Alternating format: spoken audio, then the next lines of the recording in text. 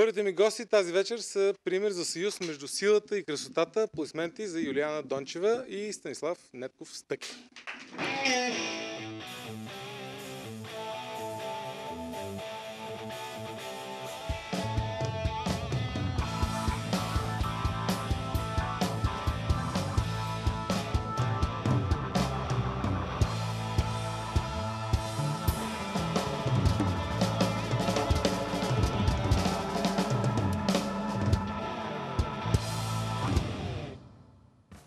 Юлияна Дончева и Станислав Нетков Стъки имат силни аргументи и в пленарната зала, и на ринга.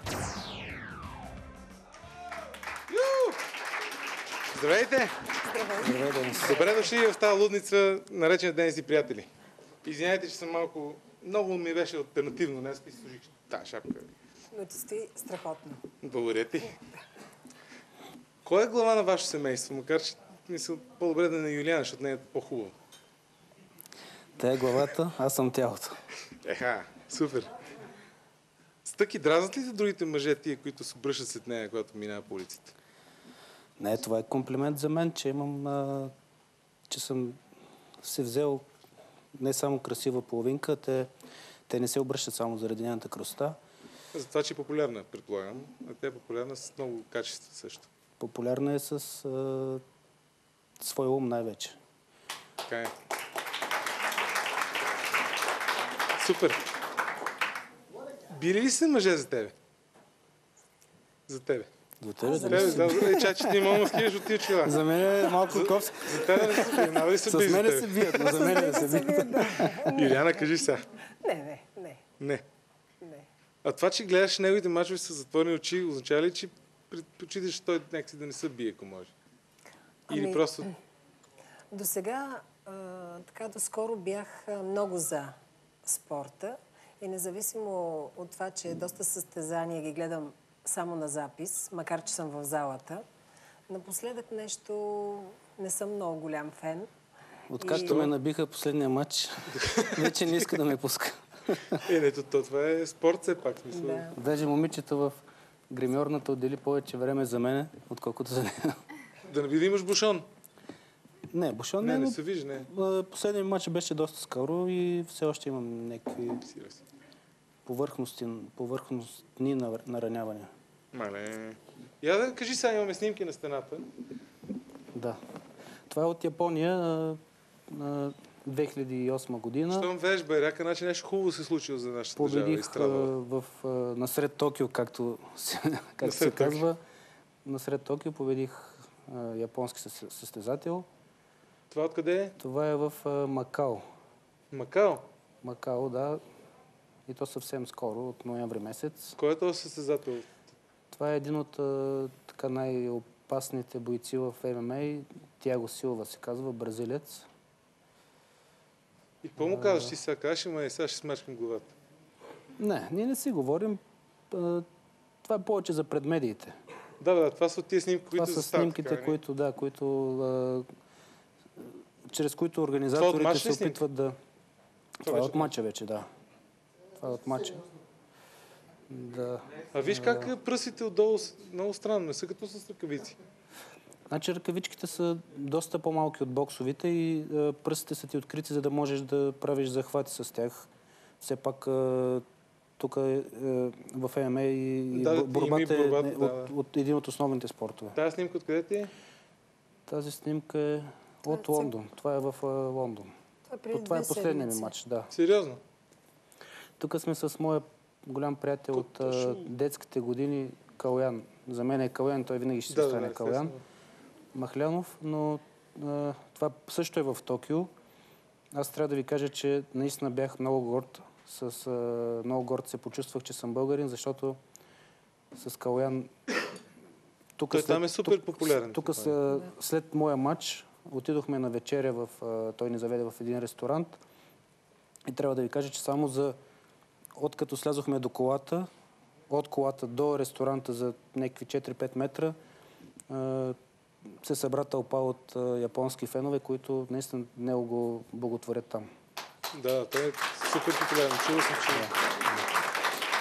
Но тук имате още една снимка някъде.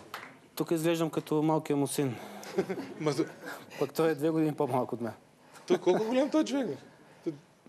2 метра и 155 кг беше последно. Супер, много... А жена му е 45. Килограма? Килограма. Над 100 кг разлика между двамата. Това не е ли опасно, бе? Пита ли си го? А? Там нямам наблюдение вече. Абе, и аз нямам, ми изглежда страшно. То по-страшно от ММА бойбите. Не е лесно в никакъв случай. Представя си, аз седи някакъв хотел, той си седне пукнак или седне без изкърпо нея. Това ще е ужасно. Кажи някакви... Каква е най-голямата заблуда за ММА боевете?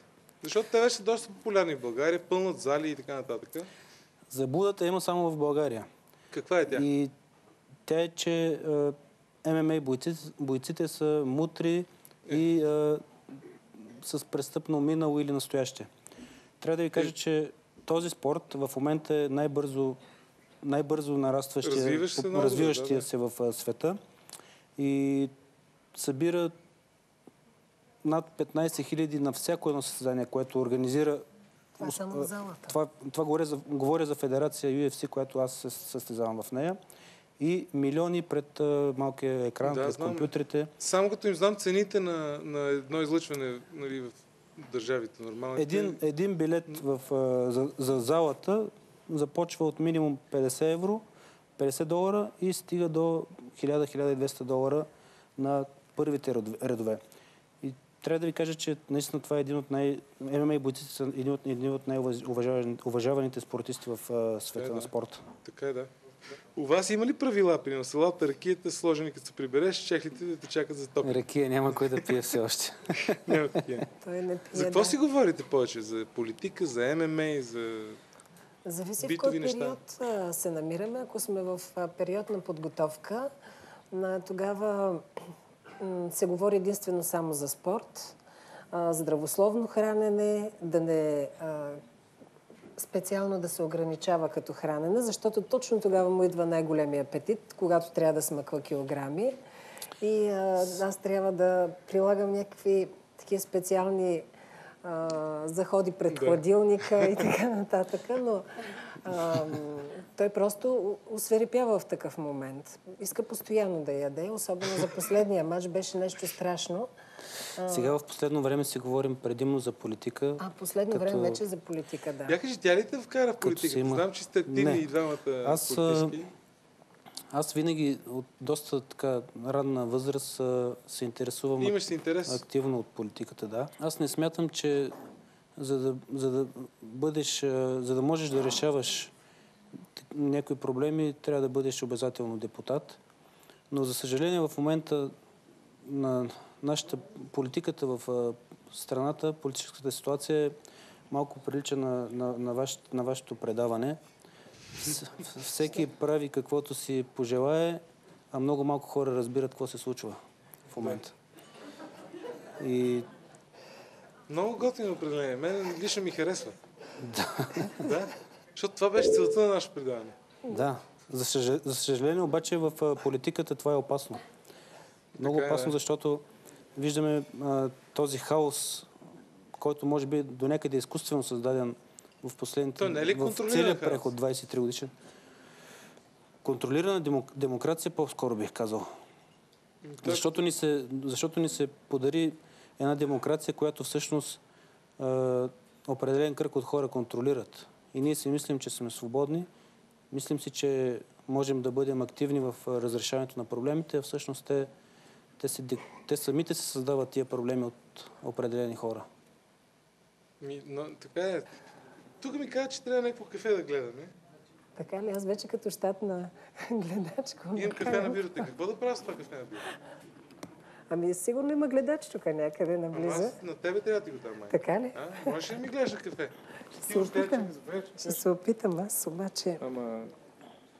Сега да видя. При нас малко рядко кафето, защото сме бедно предаване. Не, добре. Добре ти е кафето.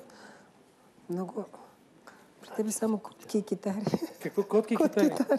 Не лъжувам се, значи... Някой кучка няма ли? Сега да ти кажа... така. Аз седни си удобно.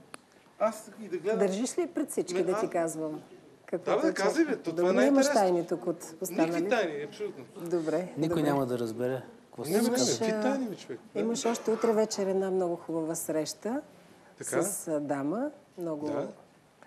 Тя от вчера Много същата приятно. дама или от днес къде? Нищо. Тази- Тази среща е така, симпатична по-специална. По-специална. Да. Така.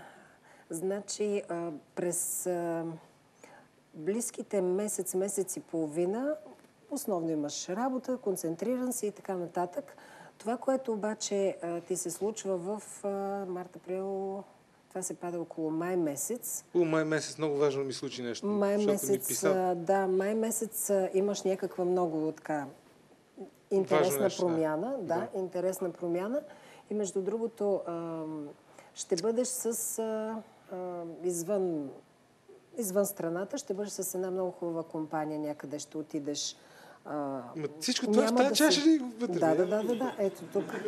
Чая да видя пак, бе. Ето тук, точно тук. Къде е компанията? Това е месец и половина. Ето тези тук точки, които се виждат. Кот, извиня, че се дупа така срещу тебе, ма. Да. Виждаш ли всичко как от тук до тук? Това е месец и половина-два, това е работа. След това започват вече малко по-приятни изживявания. Приятната ваканция. Ще ти кажа и други неща след предаването. Примерно тая кала тук, тая кала, какво ще правим? На чиния гледаш ли само чаша? На чиния не. На чиния не. Защото тази чиния... Това можеше и аз да му го кажа. Тя като черна точка. Че дома ще работи, след май ще почива.